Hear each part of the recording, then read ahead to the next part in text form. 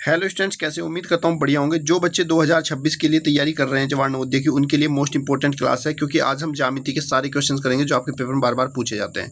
Question number 1 देख लीजिए। एक रेखा में कितने बिंदु हो सकते हैं? एक रेखा, अगर कोई आपकी लाइन है, इस लाइन के अधिकतम कितने बिंदु हो सकते हैं? तो इस लाइन के ऊपर बिंदु हम कितने बना सकते हैं, यानी कि अनलिमिटेड। तो इसके ऊपर हमारे अनंत बिंदु हो सकते हैं। क्वेश्चन नंबर 2 है, एक बिंदु से होकर जाने वाली कितनी सरल रेखाएं खींची जा सकती हैं? एक बिंदु से, अगर मान लीजिए आपके पास एक बिंदु ये है, तो इससे आप कितनी रेखाएं खींच सकते हैं?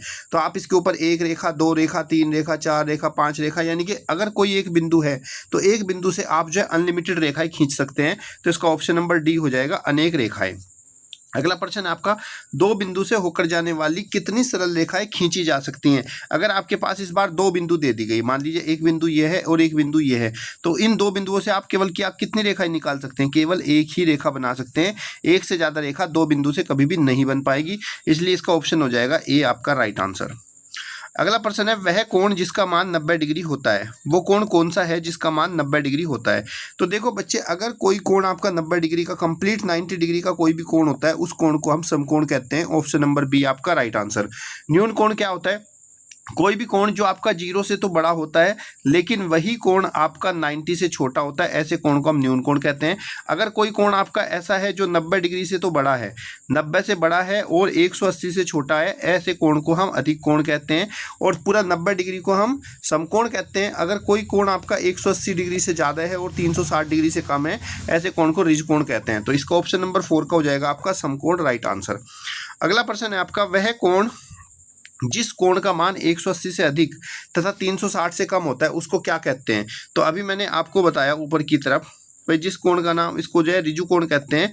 और ऋजु कोण का एक दूसरा नाम भी होता है जिसको हम पुनयुक्त कोण भी बोलते हैं। ऑप्शन नंबर सी आपका राइट आंसर। तो वो अलग अलग नामों से देगा, लेकिन आपको कंफ्यूज नहीं होना है पेपर में। अगला प्रश्न आपका, सरल कोण में कितने अंश होते हैं? सरल कोण किसको कहते हैं? देखो, सबसे पहली बात है आपको जानना होगा सरल कोण किसको कहते हैं। कोण आपका बोला जाता है 180 डिग्री को, पूरा 180 डिग्री के कोण को हम क्या बोलते हैं? सरल कोण, क्योंकि आसानी से बन जाता है और सीधी रेखा पर बना होता है। अगला प्रश्न है, जिन दो कोणों का योग 90 होता है, उन कोणों को क्या कहते हैं? अगर हमारा कोई सी दो कोणों का योग 90 डिग्री होता है, तो ऐसे कोणों को हम लोग बोलते हैं कोटि पूरक कोण। या फिर कहीं कहीं पर आपको खाली पूरक भी मिल जाएगा लिखा हुआ कि पूरक भी है, तो इसका मतलब भी आपका यही होता है कि वो कोटि पूरक के बारे में बात कर रहा है। 40 का पूरक कोण क्या होगा? जैसे इस वाले प्रश्न में इसने कहा है कि भाई 40 का पूरक कोण बताओ क्या होगा।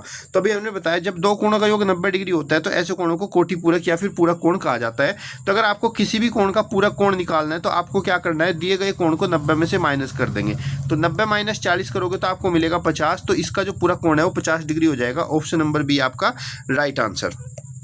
85 का कोटि पूरक कोण क्या होगा? देखो, यहाँ पे इसको कोटि पूरक पूछा गया है, तो आई थिंक इसका आंसर आप लोग ही मुझे दीजिएगा कि 85 का कोटि पूरक कोण कितना होगा। अभी मैंने आपको बताया कैसे निकालते हैं। जब दो कोणों का योग 90 डिग्री होता है, इसको कोटि पूरक कहते हैं। तो 90 में से इसको माइनस कर देंगे। हिंट दे दिया, ऑप्शन में आंसर दे दीजिए।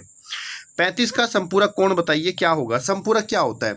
मान लीजिए आपके पास दो कोण है, एक ए है और एक बी है। अगर हम दोनों कोणों को जोड़ते हैं, किन्हीं भी दोनों कोणों को प्लस करने पर आपका उत्तर 180 डिग्री आ जाता है।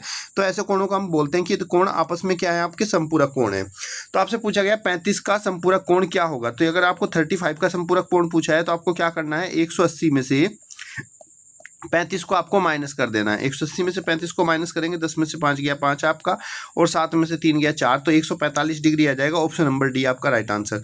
तो अगर किसी भी कोण का आपको संपूरक कोण निकालना है, तो आपको क्या करना है, इस दिए गए कोण को 180 में से माइनस कर देंगे, आपका आंसर आ जाएगा।